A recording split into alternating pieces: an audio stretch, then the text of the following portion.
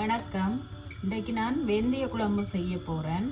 அதுக்கு ஒரு சட்டியை அடுப்பில் வச்சுட்டு இந்த வெந்தயம் 2 கரண்டி சின்ன கரண்டியால் நான் இதை பொன்னிறமாக வறுத்தெடுக்க போகிறேன்.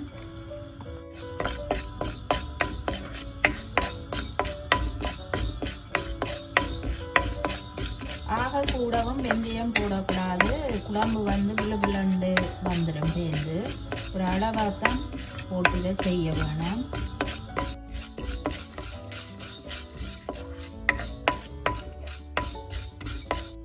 இப்போ வெந்தயம் நல்லா வறுவட்டு பொன்னிறமாக வந்துட்டுது. இதை நான் ரக்கி எடுக்க போகிறேன்.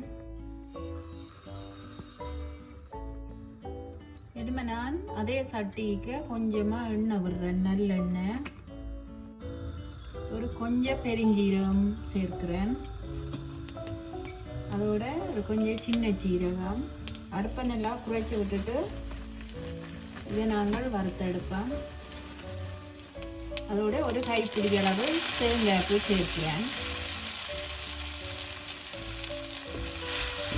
இந்த வெந்தய குழம்புக்கு தேங்காய் பாலும் சேர்க்கலாம். ஆனால் நான் இந்த தேங்காய்ப்பு ஒரு கைப்பிடி அளவு போட்டு வறுத்தெடுத்து அரைச்சி விட போகிறேன் இந்த வெந்தய குழம்புக்கு. அப்படி விட்டால் இந்த வெந்தய குழம்பு நல்ல வாசமாக இருக்குமென்றதுக்காண்டி நான் இப்படி செய்கிறேன்.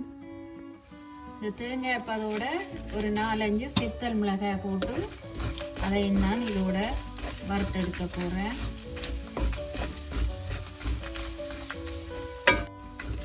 இந்த தேங்காய்ப்பில் கொஞ்சம் சூடேறி இந்த சித்தல் மிளகாயும் கொஞ்சம் சூடேறி வரவே இதை நான் ரக்கி எடுக்க போகிறேன். இந்த பதத்துக்கு வறுத்தாலே காணும், இதை விட கூட வறுக்க தேவையில்லை. நான் இதை ரக்கி எடுத்து அரைச்சி எடுக்க போகிறேன். இந்த தேங்காய்ப்பு சித்தல் மிளகாயோட வறுத்து எடுத்து வச்ச வெந்தயத்திலேயே ஒரு கொஞ்சமாக சேர்த்து அரைச்சி எடுக்க போகிறேன்.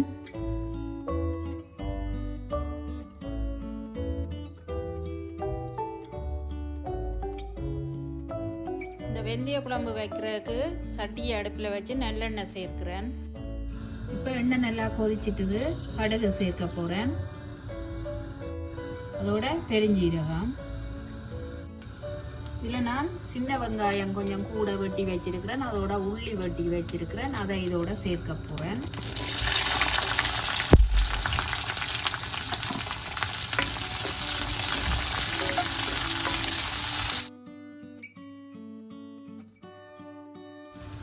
இதோட கருவேப்பிலை சேர்க்க போகிறேன். அதோட ஒரு 2 பச்சை மிளகாய் வெட்டி வச்சிருக்கிறேன். அதை சேர்க்க போகிறேன்.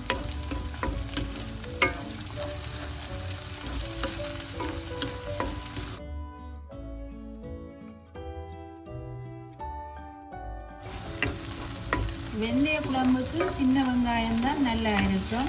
மற்ற வெங்காயத்துலேயும் வைக்கலாம். ஆனால் இது சின்ன வெங்காயம் கொஞ்சம் டேஸ்ட் கூடவாக இருக்கும். அதுவும் நல்லெண்ணெய் இல்லை தேங்காய் எண்ணெயில் தான் இந்த வெந்தய குழம்பை வச்சா நல்ல டேஸ்டாக இருக்கும். வெங்காயம் உள்ளியெல்லாம் நல்ல வடிவாக பொரிஞ்சு வந்துட்டுது. நான் இனிமேல் இதுக்குள்ள புளி கரைச்சி வச்சிருக்கிறேன், பழப்புளி. அதை இதுக்கு சேர்க்க போகிறேன்.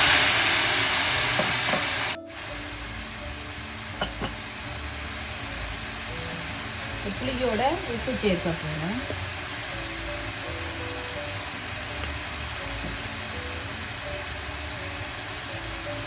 அதோட கறி பவுடர் 2 டீஸ்பூன் சேர்க்கிறேன்.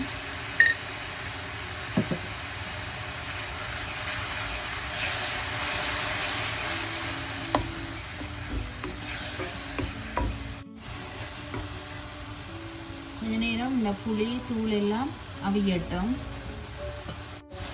இனிமேல் நாங்கள் இந்த அரைச்சி எடுத்த கலவையை இதோட சேர்ப்போம்.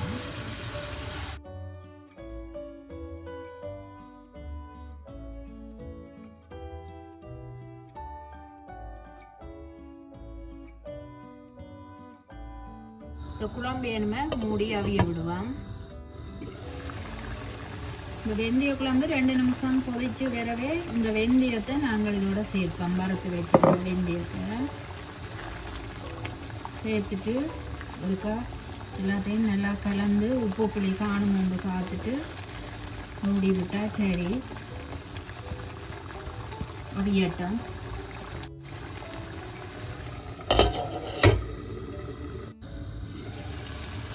இப்போ வெந்தய குழம்பு நல்லா வற்றி ரெடி ஆகிட்டுது. நான் இதை ரக்கி எடுக்க போகிறேன். கடைசியாக கருவேப்பிலை கொஞ்சம் சேர்க்க போகிறேன். நல்லா திக்கான ஒரு வெந்தய குழம்பாக செய்து எடுத்துட்டேன். அரைச்சி வச்ச நாடி நல்லா திக்காக இருக்குது. இதை நான் இனிமேல் ரக்கி எடுக்க போகிறேன்.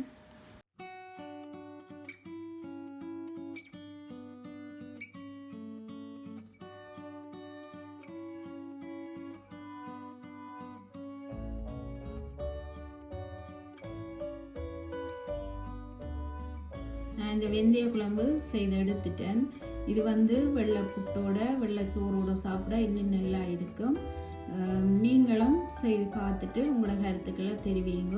எங்களோட சேனலுக்கு ஆதரவை தாங்கோ. நன்றி.